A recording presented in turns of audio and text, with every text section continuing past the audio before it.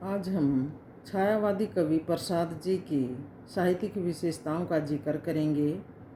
दूसरे भाग में अब अगली उनकी विशेषताएं हैं। तीसरी विशेषता है रहस्यवाद। सभी छायावादी कवियों ने अपने अपने काव्य में आध्यात्मिकता को स्थान दिया है। बाह्य पदार्थों की अपेक्षा इनकी प्रवृत्ति आंतरिक अधिक रही है। यही प्रवृत्ति रहस्यवाद की ओर प्रसन्न करती है। प्रसाद जी के काव्य में रहस्यवाद के कई रूप हैं, जैसे जिज्ञासा, प्रेम, विरह और मिलन आदि के सोपानों से गुजरने वाले ईश्वर प्रेम की भावना का कवि ने यहाँ पर वर्णन किया है। जैसे कुछ लाइनें हैं, वो जानना चाहता है, उनके अंदर एक जिज्ञासा की भावना है ईश्वर के प्रति। हे अनंत रमणीय, कौन तुम, यह मैं कैसे कह सकता, कैसे हो, क्या हो, इसका तो भार विचार न सह सकता। तो प्रसाद जी ने कविता में मानव में ईश्वर और ईश्वर में मानव को देखते हैं, तो उसके बारे में वो जानना चाहते हैं कि तुम कौन हो, मैं ये कैसे कह सकता हूँ, क्योंकि उन्हें एक जानने की जिज्ञासा है।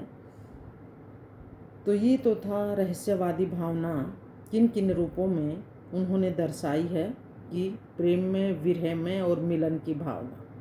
अब आगे स्वच्छंदतावादी भावना। तो छायावादी जो कवि हैं उनमें सभी में स्वच्छंदतावादी भावना हमें देखने को मिलती है। जैसे सौंदर्य और प्रेम चित्रण, प्रकृति चित्रण, राष्ट्र प्रेम, रहस्यात्मकता, सुख और दुख, वेदना और निराशा आदि सभी प्रवृत्तियों में स्वच्छंदतावाद के ही हमें दर्शन होते हैं। वेदना और निराशा अगली इनकी प्रवृत्ति है। पीड़ा, वेदना और निराशा के भाव छायावादी जो कवियों में, इनकी रचनाओं में हमें सर्वत्र देखने को मिलती है। छायावाद के कर्णधारों के काव्य में वेदना, मानवतावाद और आध्यात्मिकता पर इनकी कविताएं आधारित हैं। जैसे पंत जी का एक उदाहरण देखिए कि जो दुखी होगा यानी कि वियोगी होगा पहला कवि, आह से उपजा होगा मन, उमड़कर आँखों से चुपचाप, वही होगी कविता अनजान। यानी कि वेदना और निराशा का जो भाव है ये इनकी रचनाओं में बेटा हमें देखने को मिलता है। यानी कि वियोगी होगा, जो दुख होगा, वही उसके अंतर के जो भाव हैं वो एक कविता के रूप में वो हमारे सामने उकेरेगा जो दुखी व्यक्ति है। अगली विशेषता नारी के प्रेम और सौंदर्य का भी इन्होंने चित्रण किया है। छायावादी जो कवि हैं नारी के प्रेम और सौंदर्य के चित्र इनके रचनाओं में हमें देखने को मिलते हैं।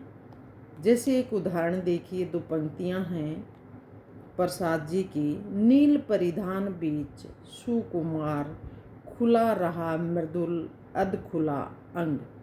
कवियों ने नारी को दया, ममता, वासना, सहानुभूति आदि उनकी जो भावनाएं हैं उनका भी इन्होंने अपनी रचनाओं में चित्रण किया है। और प्रसाद जी ने नारी को तो श्रद्धा भाव से व्यक्त किया है। जैसे एक लाइन है, नारी तुम केवल श्रद्धा हो।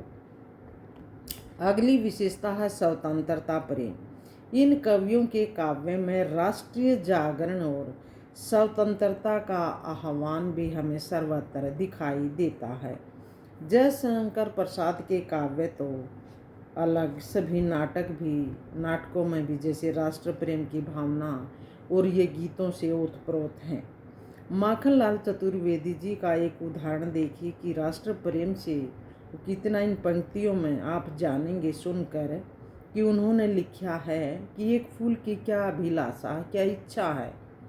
फूल क्या कहता है कि मुझे तोड़ लेना वनमाली, उस पथ पर देना तुम फेंक, मातृभूमि पर शीश चढ़ाने जिस पथ जाएं वीर अनेक। देखो देश प्रेम की ये पराकाष्ठा हमें इन पंक्तियों में दिखाई देती है। तो ये बड़ी प्रसिद्ध कविता है माखनलाल चतुर्वेदी जी की। तो राष्ट्र प्रेम की भावना भी हमें इन छायावादी कवियों में देखने को मिलती है। अगली विशेषता है बेटा भाषा शैली। उनकी भाषा शैली भी परिष्कृत है बेटा, तत्सम शब्दावली है। संस्कृत के ये अच्छे ज्ञाता थे और छोटे छोटे पदों में इन्होंने गंभीर भाव भर दिए हैं। संगीत लय का भी विधान है। इनकी जो रचनाएं हैं बेटा श्रृंगार रस प्रधान है, माधुर्य गुण भी है। तो इनकी जो काव्य भाषा है वो कहीं पर सरल है तो कहीं पर क्लिष्ट भी है, तत्सम शब्दावली के कारण। तो ये इनकी भाषा शैली है। रस की भी सुंदर अभिव्यंजना की है इन्होंने। इनका जो आंसू है वो विरह काव्य है। इसके अतिरिक्त बेटा इन्होंने जैसे राष्ट्र प्रेम की भावना है, इनमें भी हमें वात्सल्य, रौद्र, करुण, भयानक आदि रसों का भी इनकी रचनाओं में परिपाक हुआ है, यानी कि इन सभी रसों का।